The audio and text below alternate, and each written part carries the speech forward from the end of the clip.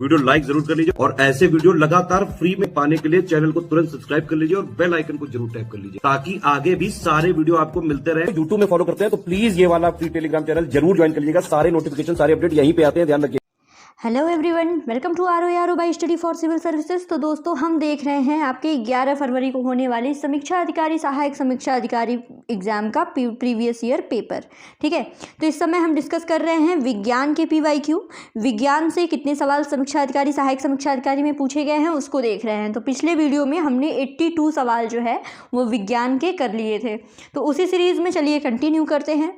तो देखिए, अगला सवाल है विज्ञान से कि निम्नलिखित हार्मोनों में से कौन सा एक स्त्रीलिंग हार्मोन है।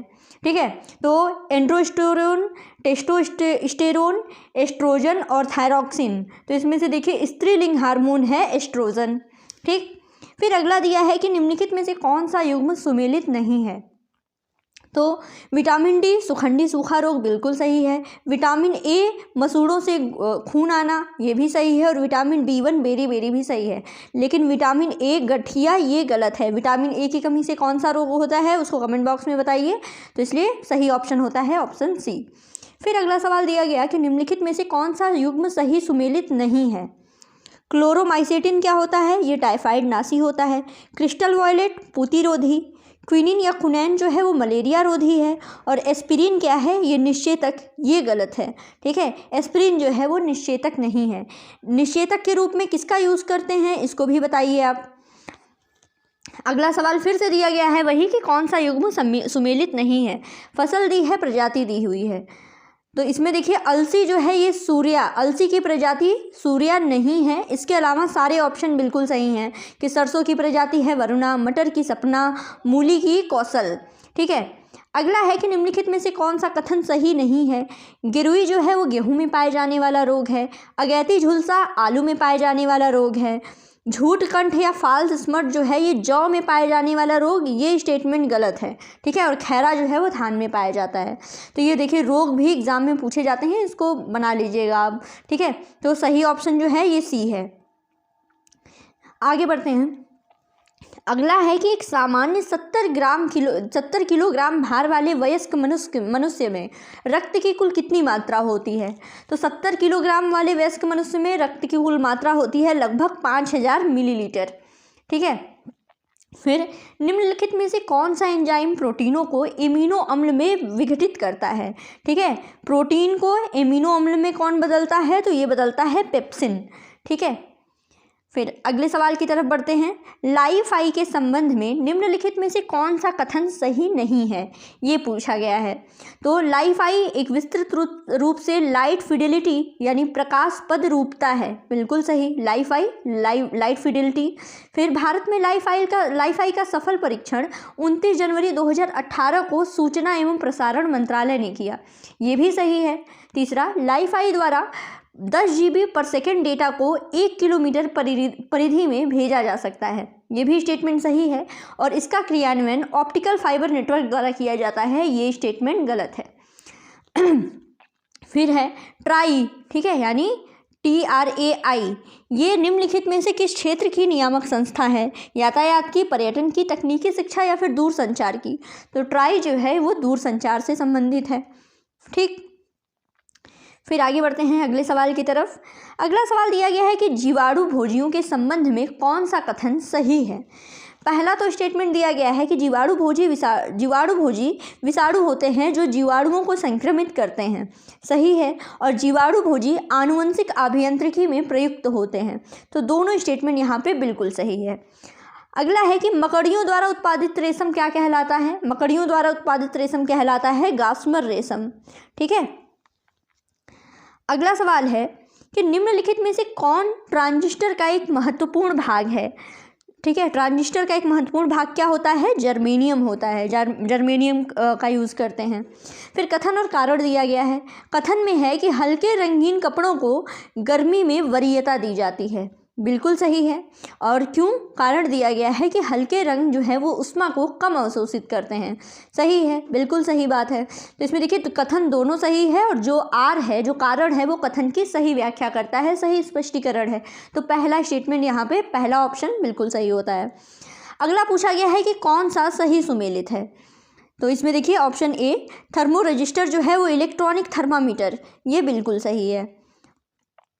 आगे बढ़ते हैं अगले सवाल की तरफ।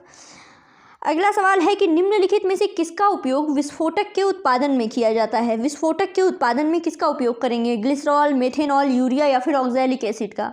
तो देखिए विस्फोटक के उत्पादन में यूज़ करते हैं ग्लिसरॉल का। फिर है निम्नलिखित में से किसका उपयोग दिया सलाई के निर्माण में किया जाता है, डाई फास्फोरस, काला फास्फोरस, लाल फास्फोरस या फिर सिंदूरी फास्फोरस। तो दिया सलाई के निर्माण में हमेशा लाल फास्फोरस का यूज़ होता है। फिर पूछा गया है कि कौन सा सही सुमेलित नहीं है। यीस्ट किण्वन में काम आता है, कैसीन जो है एक प्रकार का दुग्ध प्रोटीन है, एलोवेरा आवृत्ति बीजी है, लेकिन घटपर्णी जो है ये परजीवी आवृत्ति बीजी नहीं है। ठीक है। अगला है कि मच्छरों के बारे में आपको कथन पे विचार करना है। एक कथन दिया गया है कि केवल नर रक्त चूसते हैं, दूसरा केवल मादा रक्त चूसती है, बिल्कुल सही। तीसरा मादा पौधों का रस चूसती है, गलत है। मादा की अपेक्षा नर के डैने बड़े होते हैं, ये भी गलत है। और नर की अपेक्षा मादा के डैने बड़े होते हैं, ये सही है। तो दूसरा स्टेटमेंट कि केवल मादा रक्त चूसती है और पांचवा स्टेटमेंट कि नर की अपेक्षा मादा के डैने बड़े होते हैं, ये स्टेटमेंट सही है। तो ऑप्शन डी यहाँ पे कि केवल 2 और 5 सही होता है। फिर आगे बढ़ते हैं। सूची 1 को सूची 2 से मिलान करना है। तो 1 में दिया गया है कि चलिए देखते हैं, हड्डियों में उपस्थित क्या होता है, ये होता है कैल्शियम फॉस्फेट। कैल्शियम फॉस्फेट हड्डियों में उपस्थित होता है। सिरका में उपस्थित अम्ल क्या होता है, ये होता है एसिटिक एसिड। दूध का खट्टा होना लैक्टिक एसिड की वजह से, और फलों का पकने में एथिलीन। ठीक है। तो ये बहुत इंपॉर्टेंट लिस्ट है, हमेशा एग्जाम में पूछता है इससे। आगे है कि कौन सा युग्म सही सुमेलित नहीं है। विटामिन ए की कमी से रतौंधी होती है, विटामिन B3 की कमी से पेलाग्रा, फोलिक एसिड से रक्ताल्पता, लेकिन विटामिन डी का जो वर्णांधता दिया है ये गलत है। विटामिन डी की कमी से होता है रिकेट्स। फिर है करनाट बंट रोग है, इसको डिलीट करते हैं। करनाट बंट रोग है गेहूं की फसल का। ठीक है। करनाल बंट रोग किसका है, ये है गेहूं की फसल का। फिर किसी बच्चे की पैतृकता स्थापित करने के लिए निम्नलिखित तकनीकों में से किसे उपयोग में लाया जा सकता है। ठीक है। तो ये है ऑप्शन बी, डीएनए अंगुली छापन को। ठीक है। किसी बच्चे की पैतृकता स्थापित करने के लिए डीएनए अंगुली छापन को उपयोग में ला सकते हैं। ठीक है। फिर दिया गया है कि कौन सा विकल्प सही सुमेलित नहीं है। तो इसमें ऑप्शन डी, क्षय रोग जो है एक प्रकार का आनुवंशिक रोग नहीं है। इसके अलावा स्वप्रतिरक्षित रोग क्या है, ये है संधिवात, संधिशोध। पामा रोग क्या है, चिचड़ी है। मानसिक रोग क्या है, मनोविदलता है। लेकिन क्षय रोग आनुवंशिक रोग नहीं है। फिर है नील हरित शैवाल के संबंध में किसी एक फसल की पैदावार बढ़ाने के लिए जैव उर्वरक के रूप में क्या प्रयोग लाया जाता है। ठीक है। तो धान का प्रयोग करते हैं। ठीक है। ये इसको देख लीजिएगा, बहुत इंपॉर्टेंट है। नील हरित शैवाल जो है धान की एक फसल की पैदावार बढ़ाने के लिए जैव उर्वरक के प्रयोग में लाया जाता है, नील हरित शैवाल। फिर है बर्ड फ्लू का कारक कौन सा है, H5N1, H1N1, जीका या रेट्रो। तो बर्ड फ्लू का कारक है H5N1। ठीक है, H5N1। फिर है निम्नलिखित में से कौन सा हरित ईंधन का स्रोत है। तो पाइन, करंज, फर्न या फिर इनमें से कोई नहीं। तो हरित ईंधन का जो स्रोत है वो है करंज। अब आपके लिए फिर एक सवाल है कि बताइए जैट्रोफा के बारे में पढ़ा होगा आप लोगों ने, बताइए जैट्रोफा क्या है। फिर आगे बढ़ते हैं कि मसालों का बागान कहे जाने वाला राज्य कौन सा है। तो मसालों का बागान कहा जाता है केरल। फिर दृश्य वर्णक्रम में, यानी दृश्य वर्णक्रम क्या, वही विबग्योर, इसमें सबसे कम जो है तरंग दैर्घ्य वाला रंग कौन सा है, जिसकी सबसे कम जो है तरंग दैर्घ्य होती है। तो ये है बैंगनी। और सबसे ज़्यादा तरंग दैर्घ्य किसकी होती है, वो रेड की होती है, लाल की होती है। ठीक है। फिर आगे है निम्नलिखित में से सदिश राशि कौन सी है। सदिश मतलब जिसमें दिशा और मान जो दोनों हो, दिशा परिमाण सब हो। तो ये है विस्थापन, सदिश राशि है विस्थापन। बाकी समय, चाल, दूरी सब जो है अदिश राशियाँ हैं। फिर एक भारहीन गुब्बारे में 200 ग्राम जल भरा गया है, तो इस जल में भार कितना होगा। ठीक है, भारहीन गुब्बारे में 200 ग्राम जल भरे जाने पर इस जल में भार कितना होगा, 0 होगा। ठीक। अफीम कैसे प्राप्त किया जाता है। अफीम प्राप्त किया जाता है बिना पके फल के लैटेक्स से। ठीक है, ये याद रखिएगा। अफीम जो है ये बिना पके फल के लैटेक्स से प्राप्त किया जाता है। एटीएम से क्या तात्पर्य है? एटीएम का फुल फॉर्म होता है ऑटोमेटेड टेलर मशीन। फिर अगला सवाल है कि हवाई जहाज़ के टायरों को चौड़ा करने में निम्नलिखित में से कौन सी गैस प्रयुक्त होती है? तो हवाई जहाज़ के टायरों को चौड़ा करने में नाइट्रोजन गैस प्रयुक्त होती है। फिर है कौन सूक्ष्म तत्व नहीं है? तो ये है गंधक। इसके अलावा लोहा, जस्ता, मैंगनीज सब सूक्ष्म तत्व हैं। गंधक जो है सूक्ष्म तत्व नहीं है। फिर कौन सा सही सुमेलित नहीं है? तो देखिए क्लोरोफिन क्या है? मैग्नीशियम। हीमोग्लोबिन में आयरन होता है। खाने का नमक सोडियम। कपड़े धोने का सोडा पोटेशियम। ये गलत है। फिर कौन जो है फलों के पकने में बढ़ावा देता है? पहले ही मिलान किया। फलों के पकने में बढ़ावा कौन देता है? एथिलीन देता है। फिर कथन और कारण दिया गया है कि सोते समय तीव्र प्रकाश जो है ये अवांछनीय होता है। ठीक है, और कारण क्यों? कि तीव्र प्रकाश में शरीर के मेलाटोनिन का उत्पादन अधिक होता है। तो देखिए पहला सही है, लेकिन दूसरा कथन जो है वो गलत है। तो ऑप्शन सी यहाँ पे सही होता है। अब लाल स्याही बनाई जाती है कैसे? तो लाल स्याही बनाई जाती है इयोसिन से। फिर अगला सवाल है कि निम्नलिखित विटामिनों में से कौन सा शरीर में भंडारित नहीं होता है? तो ये है विटामिन सी। विटामिन सी शरीर में भंडारित नहीं होता है। फिर निम्नलिखित विटामिनों में किसमें कोबाल्ट होता है? तो विटामिन B12 में। विटामिन B12 में होता है कोबाल्ट। अब बताइए विटामिन B12 का साइंटिफिक नेम क्या होता है? कमेंट बॉक्स में फटाफट बताइए। फिर गोल्डन चावल का एक प्रचुरतम स्रोत क्या है? ये है विटामिन ए। फिर भोपाल गैस त्रासदी से संबंधित यौगिक का क्या नाम था? भोपाल गैस त्रासदी से संबंधित यौगिक का क्या नाम था? ये था मिथाइल आइसोसाइनेट। ठीक है। फिर फोटोग्राफी में स्थिर करने के रूप में प्रयुक्त होने वाला रासायनिक पदार्थ क्या है?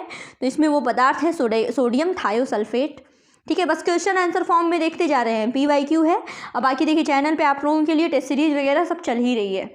फिर निम्नलिखित में से किस लवण को प्रतिदिन खाद्य नमक के रूप में उपयोग नहीं करना चाहिए? तो ये है समुद्री नमक। समुद्री नमक को डेली खाद्य नमक के रूप में उपयोग नहीं करना चाहिए। फिर प्राकृतिक कपूर कैसे प्राप्त होता है? ये चीन और जापान के एक देशज वृक्ष से प्राप्त होता है। चीन और जापान के एक देशज वृक्ष से प्राकृतिक कपूर। फिर निम्नलिखित में से यौगिक के किस समूह को सहायक आहार कारक कहा जाता है? तो वो है विटामिन। फिर किस सिद्धांत पर जेट इंजन कार्य करता है? तो जेट इंजन जो है वो रैखिक संवेग संरक्षण के सिद्धांत पे कार्य करता है। फिर सूची 1 को सूची 2 से मिलाना है। एसीटोन क्या है? एसीटोन है नाखून पालिश अपसारक। ठीक। कार्बन टेट्राक्लोराइड ये अग्निशामक है। हाइड्रोजन पेरोक्साइड क्या है? ये है घावों की मरहम पट्टी के रूप में। और द्रव अमोनिया जो है ये प्रशीतक के रूप में। ठीक। फिर अगला सवाल देखते हैं कि भोजन का एक प्रमुख अंग है। तो भोजन का प्रमुख अंग क्या है? ऑप्शन दिया गया है स्टार्च, ग्लूकोज, कार्बोहाइड्रेट और सेलुलोज में से कार्बोहाइड्रेट। फिर मानव के बाल और नख में कौन सा प्रोटीन पाया जाता है? तो ये है केराटिन। बाल और नख में पाया जाता है केराटिन। और कैसीन क्या है? इसको बताइए कैसीन क्या होता है?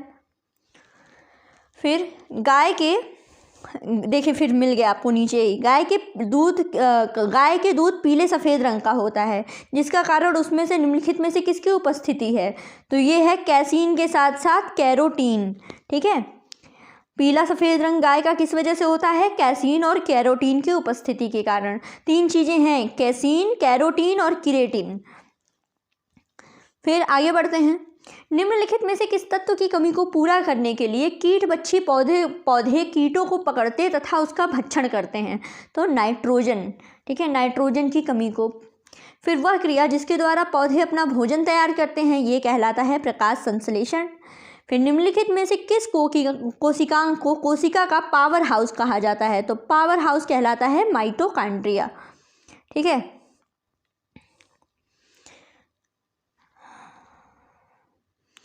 अगले कुछ और सवाल देख लेते हैं। कथन दिया गया है कि तड़ित चालकों को बनाने में लोहे के छड़ों की अपेक्षा तांबे के छड़ों को वरीयता दी जाती है। बात बिल्कुल सही है। और लोहे की तुलना में तांबा विद्युत का अधिक सुचालक है और वायुमंडलीय परिस्थितियों में सरलता से ऑक्सीकृत नहीं होता है। तो बिल्कुल सही व्याख्या है, ऑप्शन ए यहाँ पे सही होता है। फिर आलू का कौन सा भाग खाने के योग्य होता है? तो वो होता है आलू का तना। ठीक है, आलू का कौन सा भाग खाने योग्य होता है? तो ये है तना। अब पेशी थकान के लिए कौन उत्तरदायी है? तो पेशी थकान के लिए उत्तरदायी है लैक्टिक अम्ल। ठीक, तो अगले वीडियो में फिर से हम इसको आगे विज्ञान का जो PYQ है इसको करेंगे कंटिन्यू। ठीक है, PYQ देखिए बहुत ज़रूरी है, आपका प्लेलिस्ट बनी हुई है चैनल पे, उसको जाइएगा देखिएगा। यूपी स्पेशल हो गया है, इतिहास, भूगोल, इकोनॉमी, पर्यावरण, पारिस्थितिकी, ठीक है, मिसलिनियस विविध के भी टॉपिक अब विज्ञान करा रहे हैं और पॉलिटी बचा रहेगा, उसको भी करा दिया जाएगा।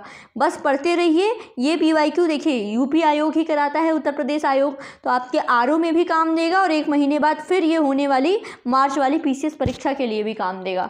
तो बस इसको देखते जाइएगा, पढ़ते रहिए। Thank you so much.